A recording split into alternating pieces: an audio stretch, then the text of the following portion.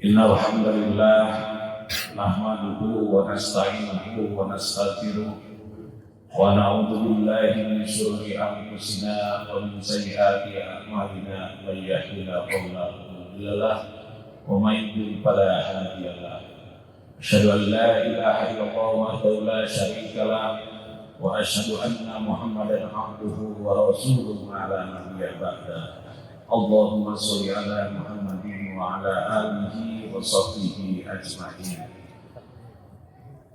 Wa qala ta'ala fil Qur'anil 'azim, a'udzu billahi minasy syaithanir rajim. Laqad khalaqnal insana fi ahsani taqwim. Shadaqallahul 'azim.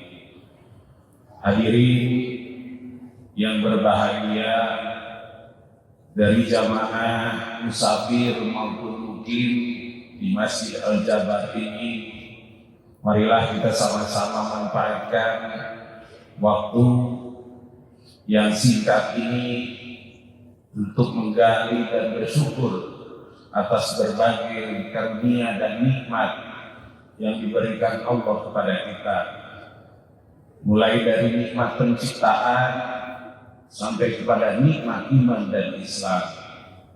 Hadirin jamaah rahimakumullah, pada waktu yang singkat ini dalam rangka kita mensyukuri kepada nikmat Allah, saya mengajak kepada jamaah sekalian untuk menggali dan juga mengkaji apa-apa saja yang menjadi bagian di dalam diri kita, karena sesuai dengan apa yang disampaikan oleh ulama besar Sufi, yaitu Yusuf bin Mu'adz Ar-Raji. Beliau menyampaikan, man arafa nafsahu faqad arafa rabbahu. Siapa yang mengenal dirinya, insya Allah akan mengenal Tuhannya. Hadirin rahimakumullah, Ali Isa Al-Qawman dalam sebuah buku yang berjudul Manusia Menurut Al-Ghazali menjelaskan siapa manusia. Manusia itu awalnya merupakan perpaduan dari unsur yang berbeda, yaitu ada unsur yang tidak nampak, yang itu sangat aktif, bisa berkelana ke berbagai ruang dan waktu, yang itu kemudian kita kenal dengan unsur rohani. Dan unsur rohani ini tidak terikat oleh ruangan, karena dia bisa merambah ke berbagai-bagai. Sementara unsur yang lainnya adalah unsur jasmani. Unsur jasmani ini sangat fisik, sangat benda, dan dia terikat oleh ruangan dan waktu. Hadirin rahimakumullah, tentu saja perpaduan antara keduanya itu menjadikan sebuah perpaduan yang hebat. Karena di satu sisi manusia menjadi makhluk fisik, dan di sisi yang lain manusia juga merupakan makhluk rohani. Yang karena keduanya itu bersatu, maka kemudian manusia menjadi berbeda dengan makhluk yang lainnya. Hadirin rahimakumullah, apa perbedaannya itu? Perbedaannya itu antara lain dari perpaduan jasmani dan rohani memunculkan unsur yang ketiga. Apa itu? Yaitu akal.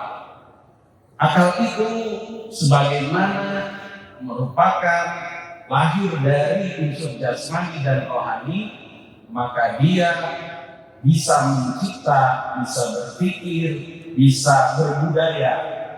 Dan karena itu maka manusia menjadi sosok yang berbudaya. Di tengah-tengah antara rohani dengan akal ternyata ada unsur lain. Unsur lain itu yang disebut dengan kolom. Apa itu kolom? Kolom itu ibarat antena yang memancarkan cahaya rohani kepada seluruh jasad yang lainnya atau kepada unsur yang lainnya, baik itu akal maupun jasad. Oleh karena itu, sebagaimana antena atau pemancar fungsi dari kolom atau hati, maka itu sangat mempengaruhi kepada keseluruhan diri. Apabila antenanya atau hatinya berfungsi dengan baik, maka nanti diri seorang manusia akan menjadi baik. Tetapi apabila antenanya itu rusak, tidak mampu memancarkan cahaya rohani, maka diri juga akan rusak. Itulah sebabnya kemudian diingatkan, idza sholahal jasad wa idza fasada jasad wa hiyal qalb. Apabila suatu itu rusak, maka rusaklah jasad. Apabila sesuatu itu baik, maka baiklah jasad. Dan wa hiyal qalb, maka dia itu adalah hati. Jadi hati itu adalah ibarat pemancar, sementara sumber dari pemancarannya itu adalah rohani yang kemudian ditransmisi ke berbagai keseluruhan diri. Hadirin rahimakumullah, unsur yang lainnya antara akal dengan jasad itu muncul lagi unsur lainnya. Apa? Yaitu nafas. Nafas itu adalah daya dorong, penyemangat, dan juga yang kemudian menjadi penyemangat seseorang untuk berbuat. Oleh karena itu, ketika nafasnya baik, misalnya dipenuhi dengan nafsu mutmainnah, maka nanti jasad itu juga terdorong untuk melakukan kebaikan-kebaikan. Tapi apabila nafasnya itu jelek, seperti halnya nafsu yang menggerogotnya adalah nafsu amarah, maka kemudian perilaku dan juga tindak tanduk juga menjadi jelek. Dan unsur yang lainnya adalah jasad. Jasad adalah fisik, dan fisik itu merupakan perwujudan dari keseluruhan yang tidak nampak tadi. Jadi hadirin rahimakumullah, tidak dikira bahwa diri kita, kalau misalnya tadi saya menyebutkan salah satu ayat Al-Quran yang sangat populer, laqad khalaqnal insana fi ahsani taqwim, sesungguhnya kami telah menciptakan manusia dalam bentuk yang paling sempurna. Maka kesempurnaan itu paling tidak kita akan menampakkan tidak hanya yang terlihat secara fisik wajah saja, melainkan juga ada lapisan-lapisan yang dalam, mulai dari nafas, akal, qalb, dan juga rohani. Hadirin rahimakumullah, masing-masing unsur tadi tidak hanya sebagai pelengkap, melainkan sangat membutuhkan adanya asupan-asupan. Asupan-asupan karena karakternya yang berbeda, maka juga asupannya juga berbeda. Ruhani berbeda dengan jasad, akal berbeda dengan nafas, kemudian qalb juga berbeda dengan yang lainnya. Itulah yang dibutuhkannya. Misal, ruhani karena berasal dari yang tidak kelihatan, yang berasal dari alam ruh, yang kemudian juga berasal dari kedekatan dengan Allah Subhanahu wa Ta'ala sebelum disatukan ke dalam jasad. Maka yang dibutuhkan oleh rohani adalah kedekatan dengan Allah Subhanahu wa Ta'ala. Barusan kita melaksanakan sholat subuh, alhamdulillah, maka pada dasarnya kita sedang memberikan asupan kebutuhan rohani. Karena apa? Karena di dalam sholat itu kita sedang mendekatkan diri kepada Allah Subhanahu wa Ta'ala, dan itu yang sangat dibutuhkan oleh hati kita.